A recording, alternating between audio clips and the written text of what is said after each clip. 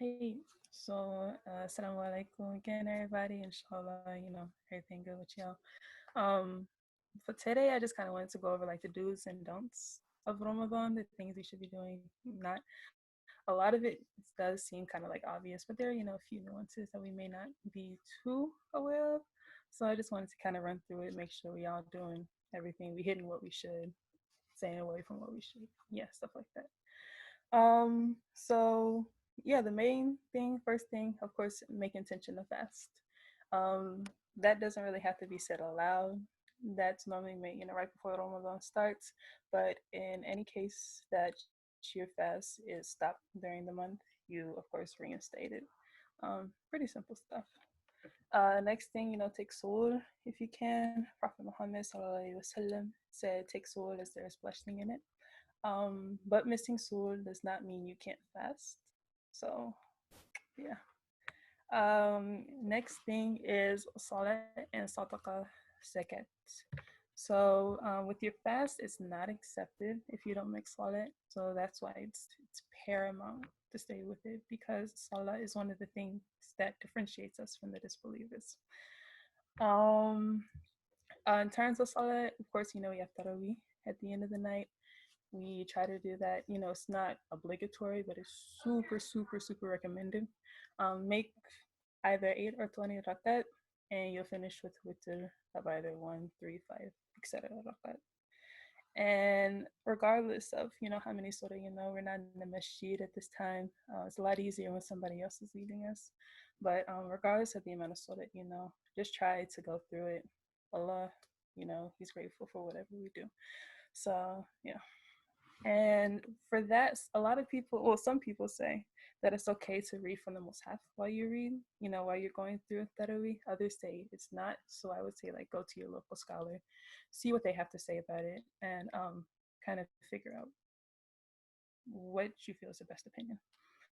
Um, and again, going back to the importance of Salah and Zakat, Surah Al-Baqarah, ayat 43, the translation of the meeting says, and be steadfast in prayer, practice regular charity, and bow down your heads with those who bow down in worship.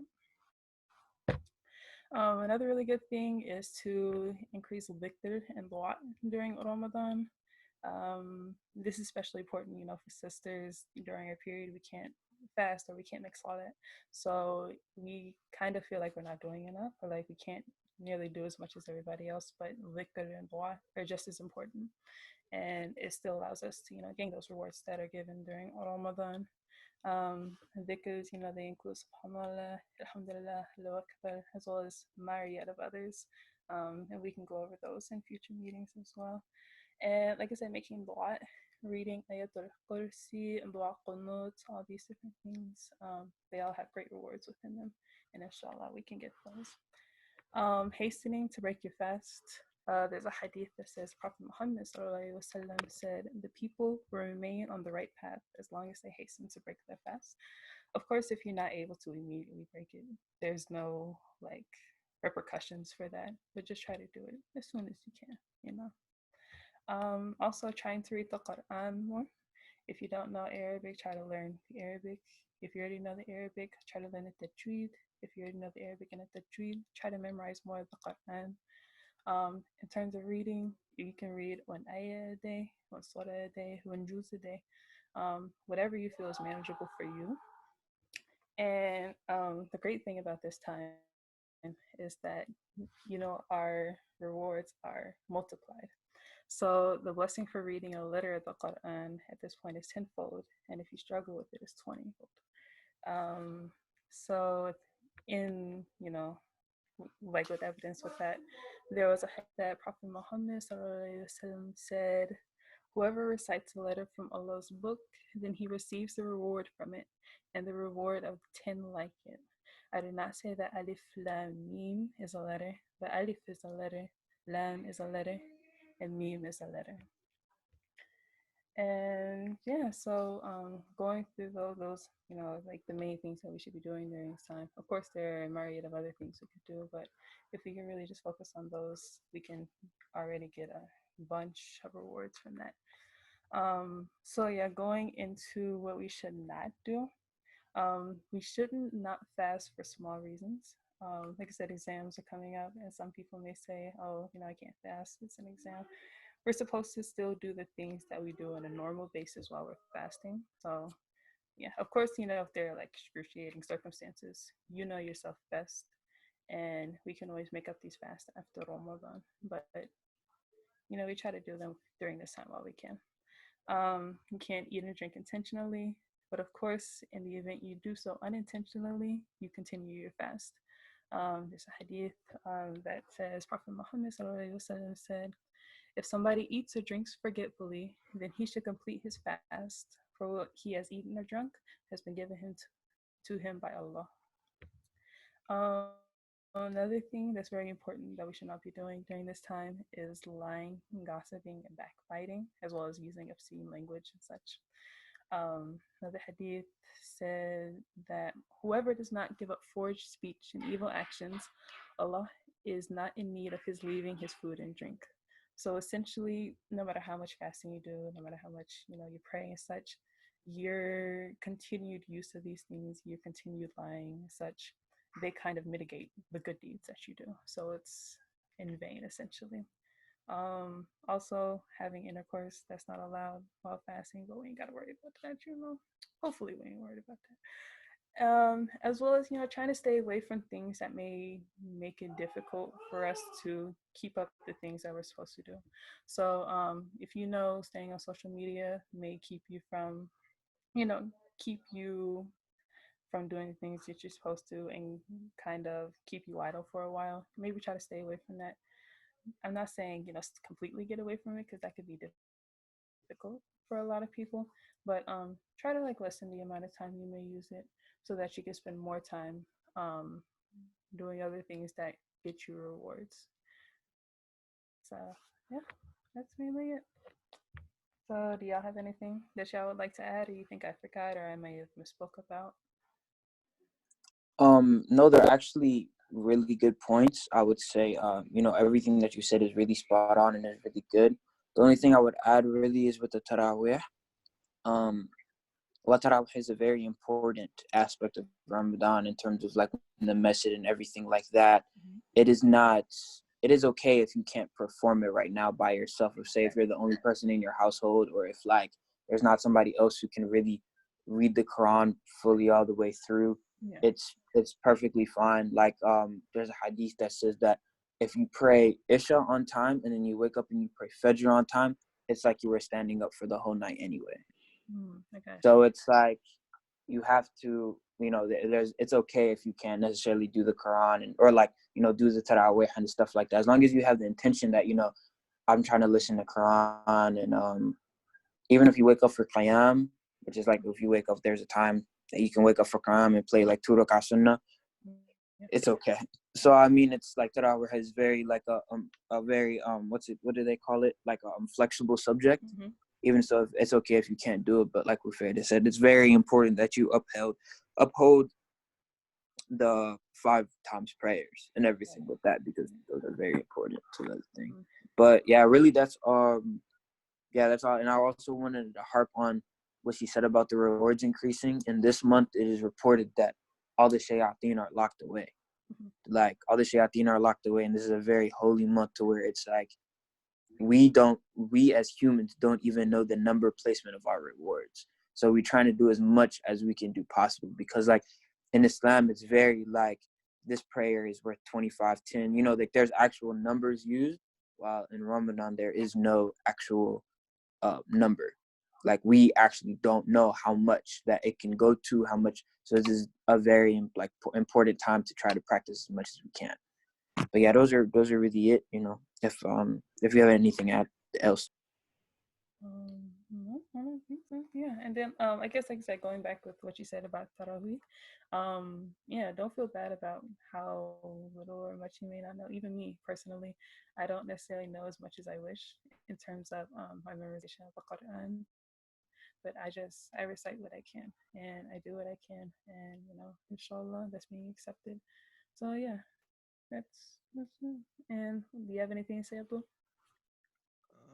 I mean, just to like kind of emphasize what you both were saying, um, I just see as though like there's more to Ramadan just from fasting from food and drink. Like I just think of it as like fasting your eyes, your like your senses in a sense, like fasting your eyes, your ears, your touch, everything. So with eyes, it's just like being careful about what you're seeing. So usually during this month, I delete my social medias just because you never know what's gonna pop up on your screen, things like that, things that you don't really want to see during this while you in this holy, phase and this holy time. Um, That's very true. That's very good about the eyes. That's another very important thing. Is temptation is not the only thing of like food. It's like what we see, what we kind of like intake, and what we hear, and what we like that as well. But right. that's very good. Yeah. Yeah. So even with your ears too. So like don't even be trying to listen to music for real because you're gonna just be kind of like polluting your ears with cursing and derogatory terms and all things like that. And like I said before, like you're trying to be in this holy type of phase. You don't really want to be polluting your body or your ears with that type of language and things like that.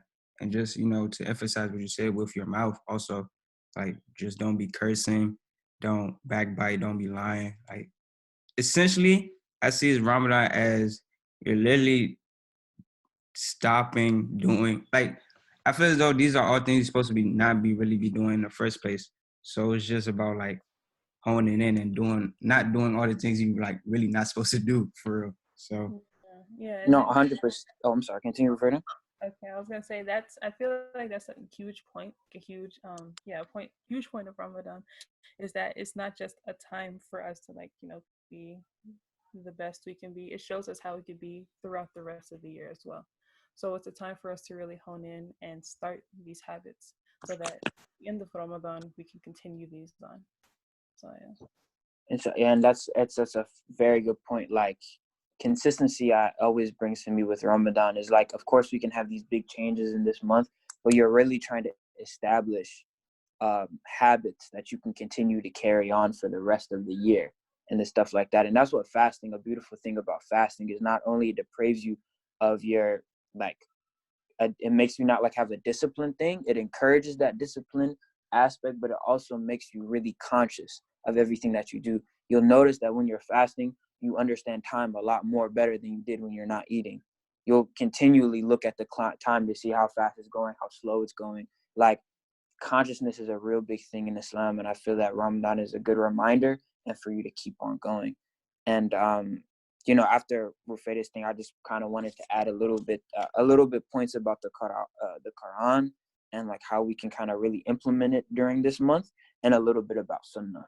So, the first thing I want to start out with is like with Quran. Of course, like Quran is always important in our faith and our religion and everything, but during this month is very heightened. Some key like ayahs and stuff that I kind of want to point out, definitely ayatul kursi. If this is a ayah at the end of 255, a ayah that's kind of closer to the end of Baqarah, and this ayah holds like very special high rewards for just in like meaning in the way how it's like we use it in our faith. It's just a very like good ayah to know and to really memorize. But I wanted to bring attention to this because if you can, you're really supposed to be saying ayatul kursi around almost 8 times a day. You're really supposed to say it after each salah, because it's reported that when you say it after the salah, from that time to the next time that you say it, is that you're protected in a way. Like, so if you die, inshallah, that Allah has mercy and you might be able to go, you basically go to Jannah. Like, we don't really know how it works, like, specifically, but that's what the hadith is like. Whenever you say Ayatul Kursi around these times, is that you're actually protected until the next time that you have to say it, and things of that nature. So we say it after Fajr, Dhuhr, Asr, Maghrib, and Isha. That's 5. And then the other 3 come from the going to sleep. And then there's 2 times that there's like extra dhikr that some Muslims do in the morning and the evening. So that's why those are kind of the implications with Ayatul Kursi. And it's just a really good ayah and things to memorize. If you're not good at Arabic, it's one single. It's a long ayah, but it's a good ayah to memorize. If you don't, and then another couple surahs I want to point out are Qul huwallahu ahad, Qul a'udhu birabbil falaq, Qul a'udhu birabbin nas. Now, these surahs are towards the end of the Quran, and they're very close and dear to the heart of Allah, as we can see how it's just been used in our faith. The sunnah really is to say these Qul huwallahu ahad, Qul a'udhu birabbil falaq, and Qul a'udhu birabbin nas, these three, and on Fajr time and Maghrib time, you're supposed to say them 3 times each. So it's like you're doing you say it 3 times each, basically in 3 sets after Fajr and Maghrib. For the rest of the salahs, you can just say them 1 time through. And that's I can give you guys the hadith and the sunnah if you need it too. But these are just the sunnahs that the Prophet used to do as well. Another good thing to another surah to really like pay attention to is like, and you don't have to memorize this. I memorized it because my father made me do it and everything. But a good surah to really know and to really get in kind of like to understand about is Surah Tabarak, or in the Quran it's called Surah Al-Mulk. And it is reported that if you read this before you go to sleep, you'll be spared from the torturing of the grave. So that's a really good thing that you want to try to implement into like your daily routine and things like that. As we know that Islam is very much it's not just a religion, it's much more of a lifestyle. So we're trying to implement these things. So when we have the 5 times prayer, when we go to sleep, these things are just kind of things that we do. And it really does seem like a lot. Honestly, like, I've been Muslim my whole life, so it does seem like when my dad was explaining to me and other like were explaining to me like, I need to do this, I need to do that, it's a lot in your mind. But when I tell you that when you actually get to do it, it doesn't take no more than Tabarak is a long surah, and if you read it, there's some people who read it on like, if you hear it, it's like, I don't know, maybe 5 minutes. You might think reading it 3 times each is a lot. In actuality, it's really like 30 seconds, like 30 to like maybe less than a minute, because they're very short surahs as well too. Ayatul Kursi is the same way. So you're thinking that, there's a lot that I have to do. In actuality, maybe after Salah, in addition to the regular dhikr that you're doing, maybe you're taking maybe 5, and I'm going exaggeration, 5 more minutes more than what you have to do after each Salah. So, and these are just good ways to like, increase our taqwa, increase our iman and everything like that. Another thing I want to point out about the Quran that we should be really paying attention this month is not only ingesting it in this way, but also really understanding the meanings and becoming close to it, because there's a difference between, I'm, guilty of this as well, is just reading to read and reading just to memorize, because that's what I've grown up on, is just memorizing and not really knowing what I'm saying. So it's a really good opportunity to sit down, revisit, to understand what you're talking about, and to kind of see, the parallels, what that means. Go to the tafsir, and tafsir, for people who don't know, is just the meaning of the Quran broken down and kind of like explained by scholars and different things like that. And just really like examine your relationship with this book that is very essential to like our religion, because it's kind of easy just to toss it away and just kind of rely on what but it's always good to revisit and things like that. So that's kind of my bit on the Quran. On Sunnah, one thing I just want to point out on Sunnah is really, of course, like Rufeda said, we should be practicing our 5 times prayers. Get that down pat before anything else. You got to think about your religion as kind of like rings. Like there's different levels, or as the great poet Meek Mill once said, there's levels to this. So you feel me? Like there's levels that you have to kind of try to go. You can't be trying to do all the Sunnah and you're not even making your 5 times prayer yet. So do your 5 times prayer. And then for Sunnah, for the people who've really established their 5 times prayer, who's establishing the dhikr after and establishing a little bit of the stuff already, then you can move on to Sunnah. And Sunnah is good because it's not mandatory. It's like obligatory. Like your 5 times prayers are farz. Farz means like you have to do it.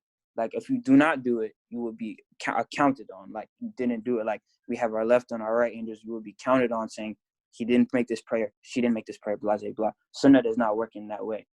Sunnah is something that you can voluntarily do. And with Sunnah, you're really supposed to be doing 12 rak'ah a day, if you can.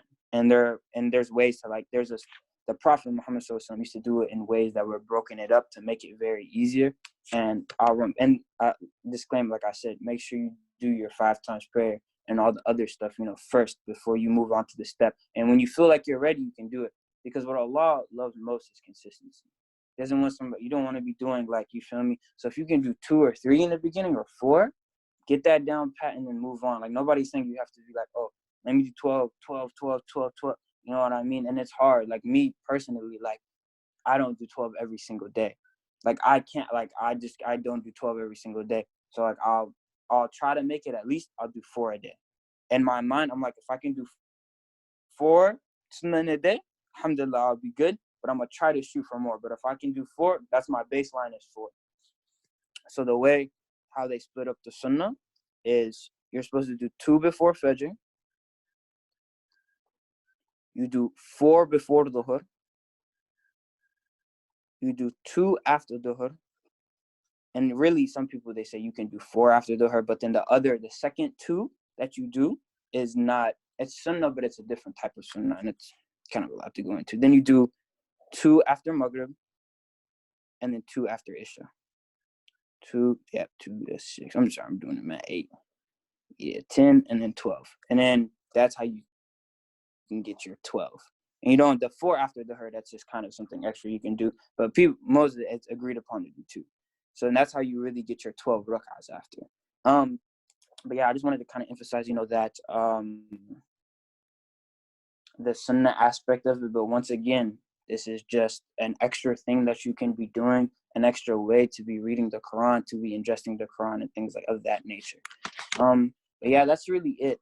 Those are just kind of some of the things that I wanted to like bring attention to during this month is the Quran and the Sunnah, which is very much important and things that we should be continuing even after Ramadan is finished. So as the fasting goes away, our salah is here, and hopefully when you get in the habit of doing maybe 4 or 6 a day, that continues on into the rest of the year, which is just a great amount of blessings. And a lot of my father is like, me personally, I struggle with like prayers and like, I'm not gonna hold you guys, like it's very much a constant battle of reminding myself and dropping what I'm doing right then and there, and like it's time to pray, or I need to stop and like it's time to pray and stuff like that. But you guys will see, inshallah, there is rizq that comes with establishing your prayers and like being able to carve out this time 5 times a day to do these things, and everything else will fall in. I've seen it with my own. I really can't even tell you guys, but I've seen it with my own eyes where it's like I didn't think something was gonna happen, or I needed something to happen, and it's just the rizq from Allah. Because you do make time for Him, He'll make time for you, inshallah. So those are kind of just like some quick Quran tips, ideas about Sunnah that we can practice on. But yeah, this is just a month. I'm really telling you guys all this is just really the month to really try to increase. So that's why I'm giving kind of the extended clip. So, but if we try to work on these little by little and our understanding, inshallah, we'll get to where we need to be and increase our level of iman and taqwa. But yeah, that's really all I have to add. Yeah, I think that's it. Unless you guys if you guys need to add anything else, or if there's any comments or anything. I just wanted to say, just to like attest to reading the class and Falak and Nas 3 times after Fajr and Maghrib. Like, I probably been doing that for probably like 2-3 months now, and it really doesn't take long to do it. Once you just get in the habit of doing it, it's just like it's natural in a sense. I mean, my mom was on me for like a little while to like she kept like every time she calls me, 'cause of course I don't live with her. Every time she calls me, like, did you do this today? Did you do this today? I'm like, yeah, I did it. So it's just like consistency. Like was saying, like it's just a matter of consistency. Like that's the best thing, consistency. Also, just reading the Quran for understanding. I know when I was younger, I just read surahs and I don't know what none of it means in a sense. Like I'm just reading it to memorize so I can recite them in my prayers. So definitely now I'm like trying to, cause me personally, I don't know Arabic too much. So me actually reading the Arabic and then reading what it means in actual English, so I can actually have a better understanding of what I'm reciting, what I'm saying. It just makes me feel like more knowledgeable. It makes me feel like closer with Allah, actually understanding the text and things like that. So it's cool. Definitely take advantage of this time to increase what you're doing. And just keep going after though. Like even though it's Ramadan, of course you want to do more, but like the benefits of continue on even after Ramadan is definitely bountiful still. So definitely do that. Just keep being consistent. Beautiful points. I couldn't have said it any better myself. So, it's beautiful points, beautiful bit from Sheikh Abdul. So beautiful points. But yeah, that's I think that's really all the things that we needed to that I wanted to go over. And hopefully in the next meeting, inshallah, we'll go more. I'll go more into like dhikr and kind of just different dhikrs that we can do in our daily lives that we can do, or stuff that we can practice and things of that nature. I don't want to drag on too long though. But yeah, that's really kind of the docket for today. If anybody else, or Rafidi, you want to add anything or say anything? No, I think that's good. Just Allah for y'all, attending. Thank you for everything y'all have input, and y'all have said really great things, so I really appreciate it. Okay, alhamdulillah. So yeah, that'll be the end of this meeting. Abdul, can you send me this recording like through email?